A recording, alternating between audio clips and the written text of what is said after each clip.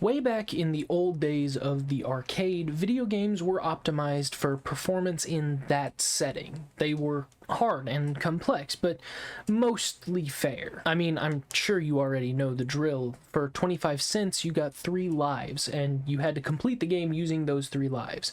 If you failed, well, it's okay. You just put another quarter in, man. You got this. As video games evolved and the experience of interactive media came home, the sort of incentivization of putting in a quarter and paying more for additional tries of a game would have been less welcome. This is a game that I bought. Why should I have to pay more to complete the game? The Atari introduced a new way to play with what they called difficulty switches, which were on the face of the console. The idea was that a new, less experienced player who was not familiar with the setting could play with a more experienced player like a friend or a sibling by simply setting one of the controllers to a harder difficulty while the other controller was set at the easier difficulty.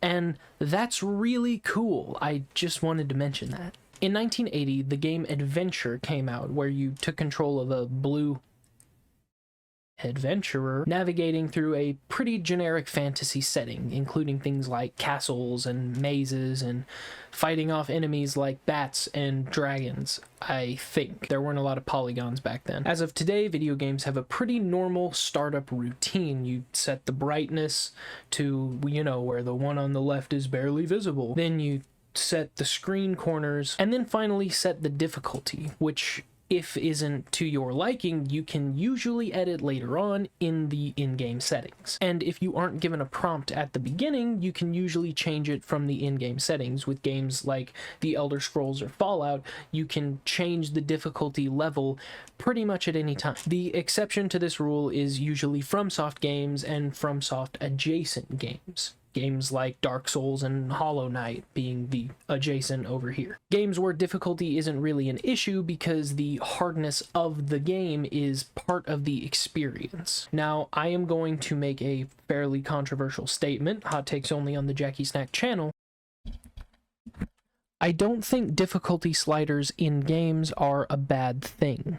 Not everyone is a elite hardcore gamer, such as myself, and maybe they just don't have the time dedicated to learning all of the movesets of Elden Ring or unlocking every prestige skin in Call of Duty. Or even more extreme, they may have a disability that makes playing video games harder than the average person. I am not intending to, poke fun or make light of this, but people who have amputated fingers due to, diabetic conditions, for instance. Video games should be accessible to them as well, because the interactive media of games where you can do anything and be anything, that should be an escapism for not only people who are depressed such as myself, but for people who just want to roleplay a fantasy adventure. However, not all difficulty sliders are made equal. Some do things differently than others, some better, some worse, and unfortunately today, the difference between a very easy difficulty and a very hard difficulty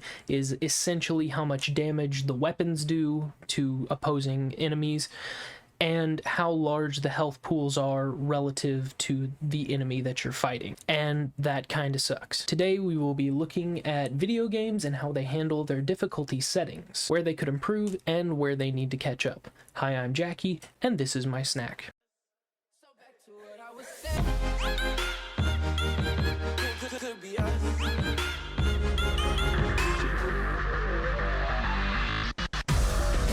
Be advised, you should stop playing this game and go touch some grass, you little virgin. For a long time, COD had just a few difficulty settings going from very easy to veteran, or the very hard setting. The only thing that really affects is how large your health pool is and how much damage the bullets do. The TTK, or time to kill, for your weapons is roughly the same throughout every difficulty, but for the enemies, it's just a few shots that send you back to the last checkpoint. It makes you treat the shooting gallery game like an actual shooting gallery and less like Doom. But With the release of Modern Warfare in 2019, they introduced a new difficulty setting that was called Realism. It was effectively the veteran difficulty setting, but with a lower ammo count and no HUD, making the situations even more tense because there was no ammo counter at the bottom corner of your screen telling you how many bullets you had left in a magazine. And it was so close to perfection. Like I said, the HUD and the ammo were the only things affected by this difficulty setting,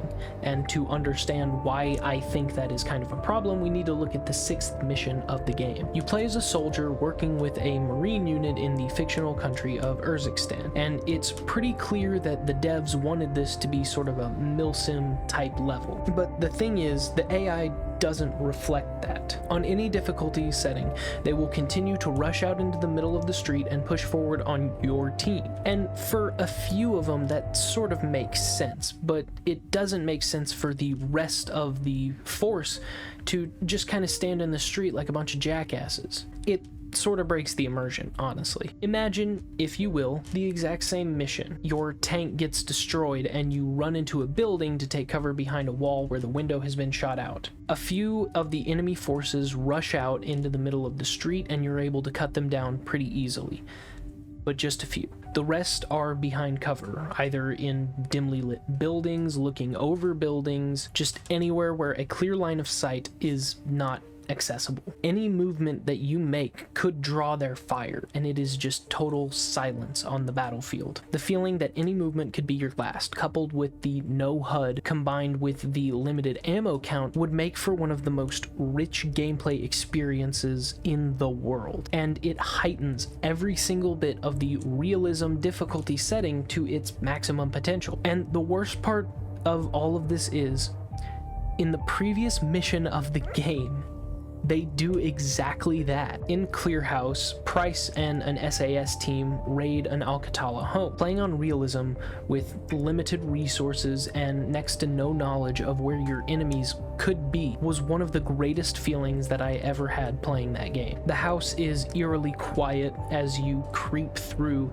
and not knowing where the enemies are, which door leads to potentially death, combined with the fact that you aren't entirely sure how many rounds you have left in your magazine. The tension is so high, and it's the best mission in the entire game. So rather than just affect your health bar and how much damage enemies' weapons do, they should fundamentally change how the AI work, how they're constantly seeking out cover, and how they aren't going to fire if they don't think they could get a kill shot.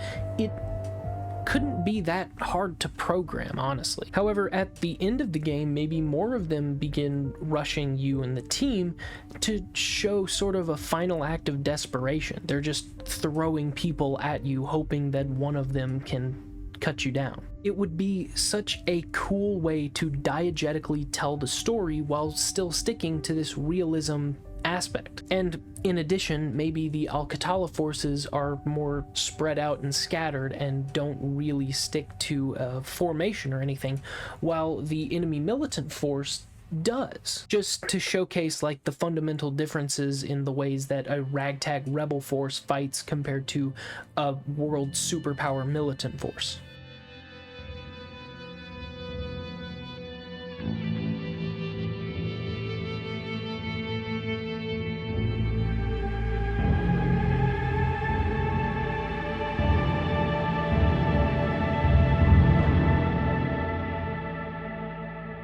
Survival games are some of my favorite experiences in all of gaming. Minecraft, Subnautica, The Long Dark, which I'm currently doing a story playthrough on my Twitch channel, twitch.tv/JackieSnack. And maybe these ones don't fully count, but games like Skyrim and Fallout 4 and New Vegas's survival mode. These games are the ones where you don't have to not only manage the story and surviving in the elements, but also food and hunger and sometimes temperature. Now, usually these survival games don't have difficulty settings aside from, you know, toggling a permadeath mode like Minecraft or Subnautica's hardcore, or any part of The Long Dark's survival experience. The Long Dark has a few more survival settings that are adaptable in the sandbox mode. Things like how frequently supplies spawn and how frequent and how easy to disperse the timber wolves are. And I want to touch on how survival games handle these difficulty elements. Minecraft fundamentally focuses on two health bars, health and hunger.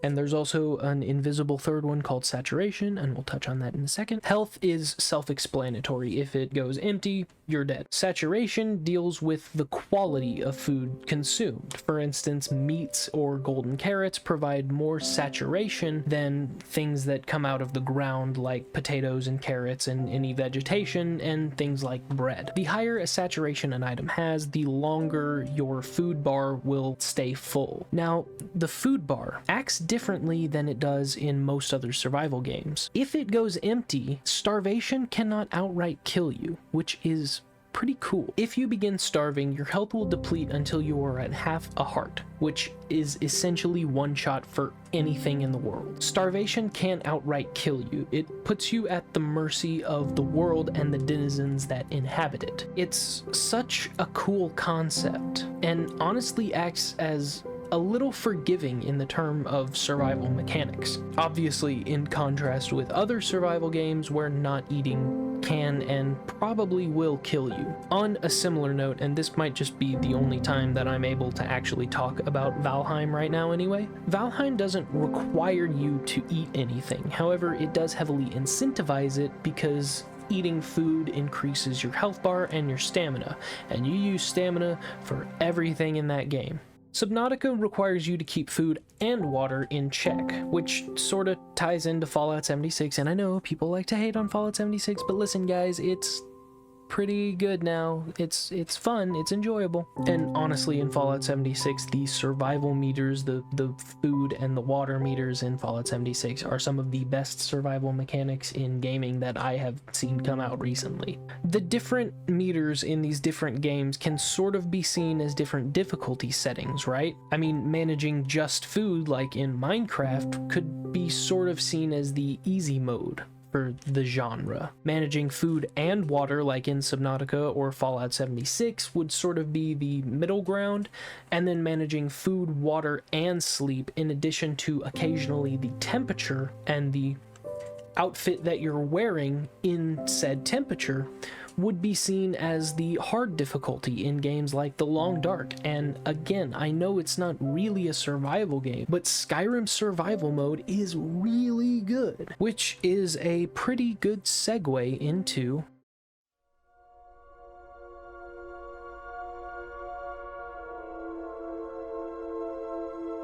okay, so Skyrim. I have a lot to say here, and you're gonna have to imagine a lot, so I'm really sorry. So Skyrim falls into the same category of difficulty settings where the only things really affected are your health pool relative to an enemy's, and an enemy's weapon damage to you relative to your weapon damage to them. Got it? Okay, like I said, don't care for that. However, with the Anniversary Edition, and it came out on the Creation Club, but honestly, we don't talk about that shit, just buy the Anniversary Edition.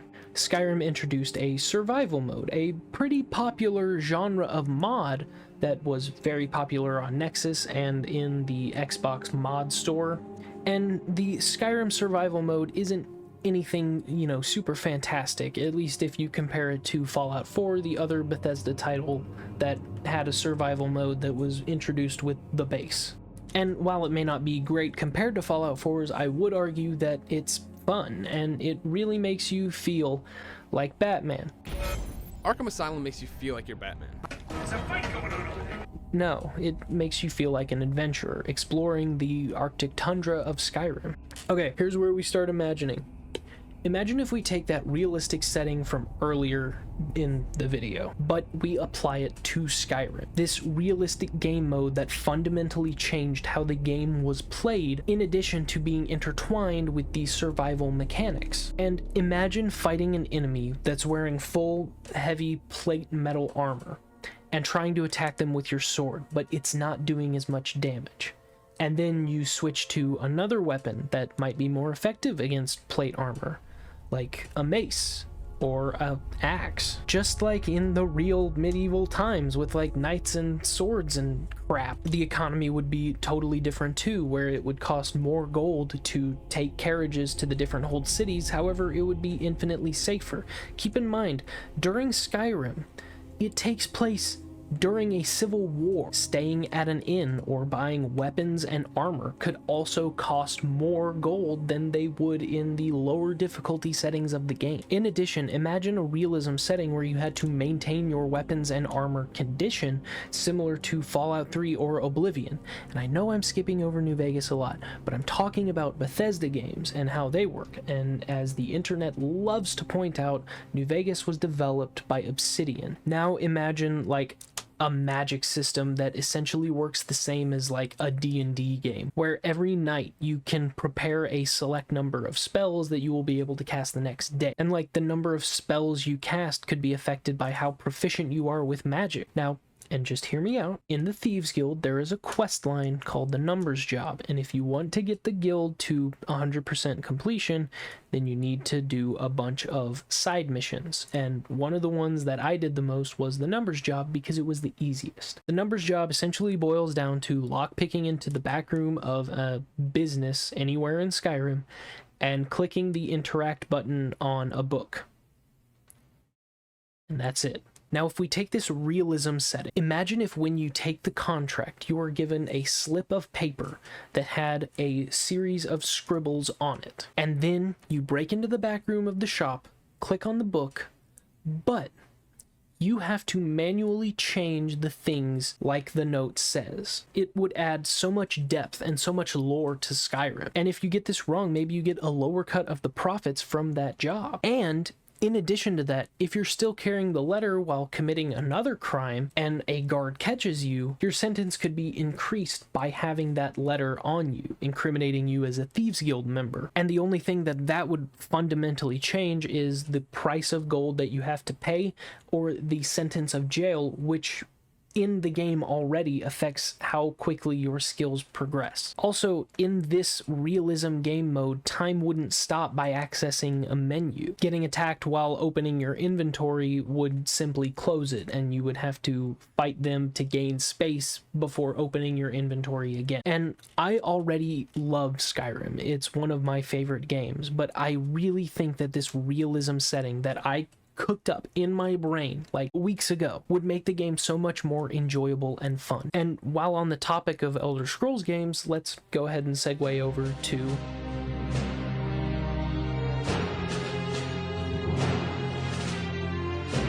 Daggerfall is my second favorite game in the entire Elder Scrolls franchise, and it has one of the most creative difficulty settings I've ever seen in any video game. Rather than scaling health pools and weapon damage, what Daggerfall affects is reaction time. A higher setting or harder difficulty gives you less time to react to enemies' attacks, whereas the easier setting gives you more time to react to enemies' attacks. It doesn't change anything other than that. The armor will stay consistent regardless of who's wearing it, and the sword will do the same amount of damage. And this ties super well into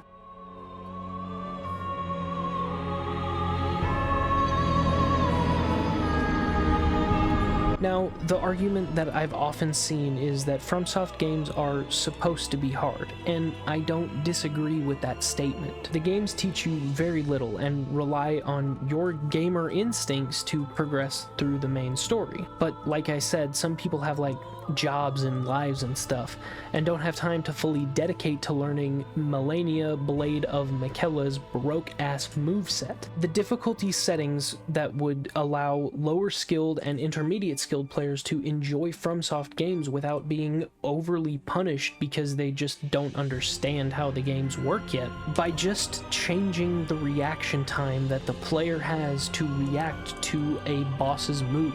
While us super hardcore elite gamers could play on the harder settings, which essentially would just be a normal FromSoft experience. And I realize that some people may recoil at the thought of that, but if FromSoft were to integrate a difficulty setting into their games, I genuinely think that would be the best way to go about it. Rather than having to affect health pools and weapon damage and spell damage and all of these other factors, just make the boss a little bit slower.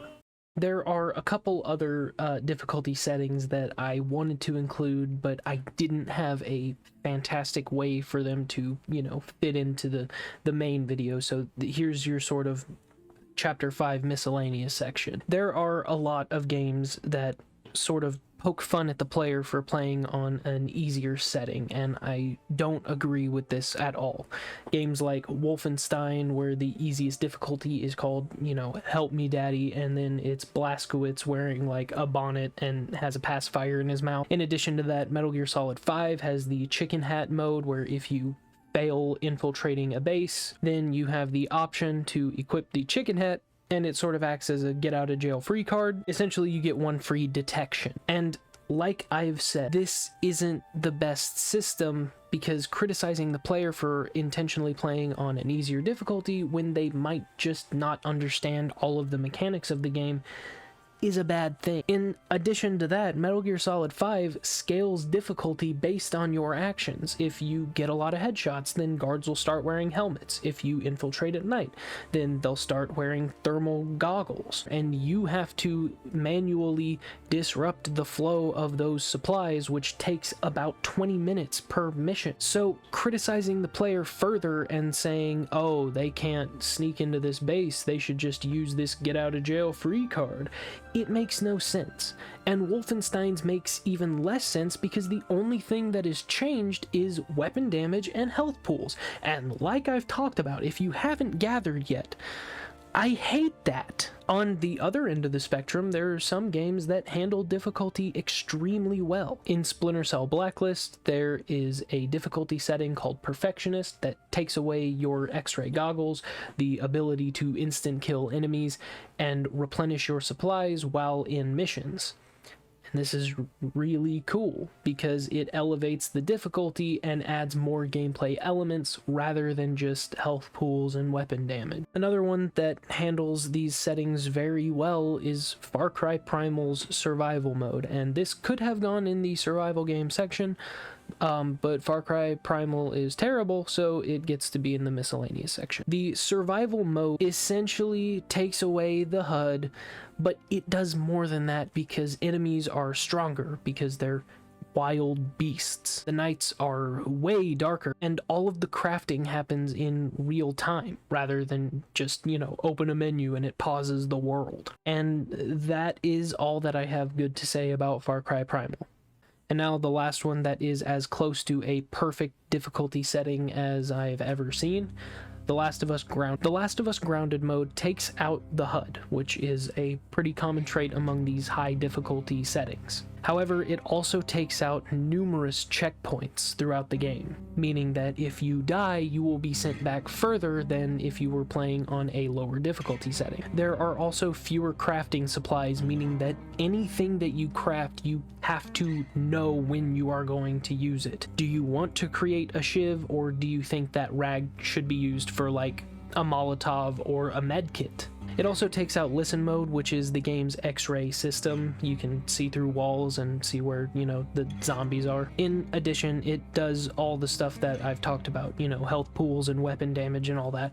However, for Joel, his shotgun is just as strong as one of the bandits' shotguns that you'll find in the world, and that's actually really cool. Grounded mode makes The Last of Us feel that much more immersive. It feels like a world that is ravaged by an apocalypse, where supplies are dwindling and you don't know when you'll be able to fully reload a gun. And as someone who's completed the game, I am very proud to say that yeah, it is just about perfect. Despite being a very linear game, playing on grounded mode, you get lost in it, and intentionally so, because those periods of downtime are some of the only opportunities that you'll get away from fighting off the monsters and just barely survive. It turns the world into something to be conquered, which is always satisfying when you finish a fight, even just barely.